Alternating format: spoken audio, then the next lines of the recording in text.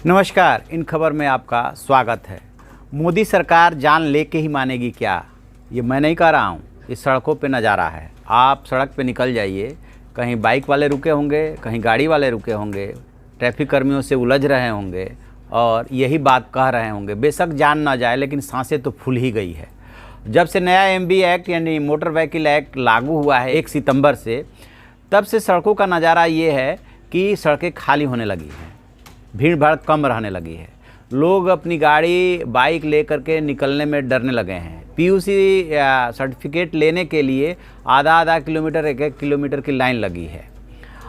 तो अब इसमें ऐसे में जो है, जबकि दिल्ली में चुनाव होने वाला है, दिल्ली के मुख्यमंत्री अरविंद केजरीवाल सरकार जो है आगे आई है और जो खबरें आ रही हैं उन खबरों के मुताबिक वो जुर्माने की रकम घटा सकती है।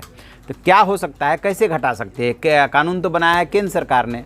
तो दरअसल है क्या इसमें व्यवस्था कि मोटर व्हीकल एक्ट में कुल 61 ऑफेंस है, जिसमें से 27 मामलों में राज्य सरकार कुछ नहीं कर सकती, लेकिन बाकी 34 मामलों में वो रकम को घटा सकती है, जैसा कि गुजरात सरकार ने किया। ये बात अलग है कि गुजरात सरकार ने भी अभी नोटिफिकेशन जारी नहीं किया है, क्योंकि गडकरी जी ने उससे पहले ही उस पर नाराज़गी जता दी थी। अब आगे क्या गुजरात सरकार करती है, देखने वाली बात होगी।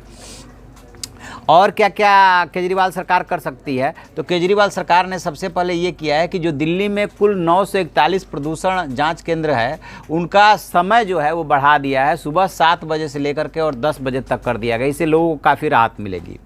और सर्वर भी बढ़ाया गया है, जिससे कि इन केंद्रों पर भीड़ कम हो।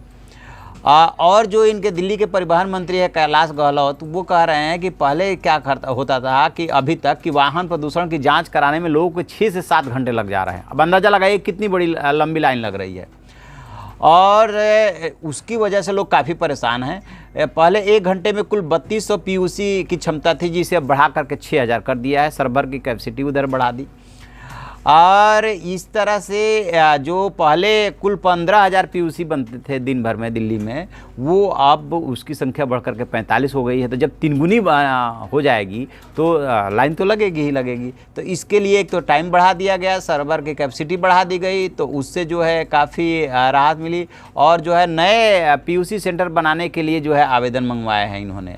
और इस तरह से करके जो है एक बात और गौर करने लायक है कि दिल्ली के सड़कों पे इस समय कुल 73 लाख वाहन दौड़ रहे थे, यानी कि 1 सितंबर से पहले इतने का रजिस्ट्रेशन है। बाहर से जो आते जाते हैं वो तो हैं ही। और अब जो है इसका नतीजा ये हुआ कि दिल्ली में काफ़ी भीड़ भाड़ होने लगी थी। तो उससे भी अब हुआ क्या है कि नया कानून लागू होने के बाद जो है ये व्हीकल जो है सड़क पे निकलने कम हो गए हैं।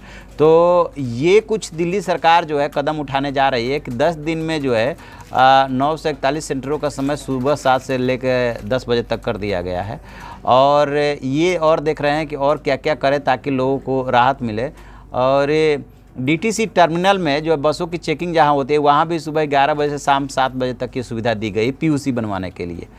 तो इस तरह से कुछ इन्होंने कदम उठाए हैं दिल्ली सरकार ने और सिविल डिफेंस वर्कर तैनात किया है। कुल मिला जुला करके ये कहना चाहते हैं कि 1 सितंबर से नया MV एक्ट लागू होने के बाद पूरे देश भर में जहाँ जहाँ लागू हुआ है वहाँ से अफरा तफरी, लोगों की नाराज़गी, परेशान होने, भारी जुर्माना चुकाने को लेकर के शिकायतें आ रही है।